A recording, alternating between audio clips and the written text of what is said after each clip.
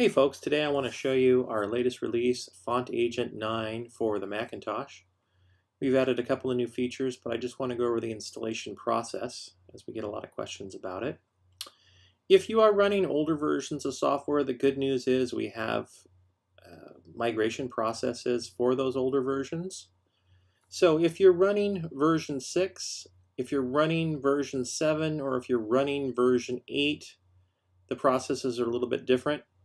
But let's just get started as if we are installing for the first time, and we download the software, we uncompress it, we get this installer package, and we go ahead and install Fontagent 9. We'll click through all the various windows here to do the installation. We'll enter in our computer's admin password to install the software, and then we'll be presented with this screen that comes from the applications folder, as you can see here, and we'll launch Fontagent. Now, when I launch Fontagent here, I will be presented with a Fontagent client that is already populated. I have already installed this on my computer, so if you already have an instance of Fontagent running, such as version 8, it will prompt you with a convert window during the installation process where you can pre-populate version 9.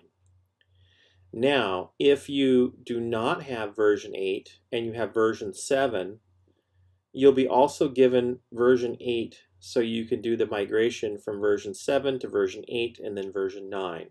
Please keep that in mind. If you are coming from version 6, we have a migrate from version 6 where you can select this button in the Fontagent menu to pull in your Fontagent 6 fonts. So we do have a migration process there, and I wanted to highlight that. But once you've done that, you're good to go. I just want to point out a couple of things. We have added nested sets now in version 9. So you can put folders inside of folders to help clean this left side area up. And then we've also added tags here.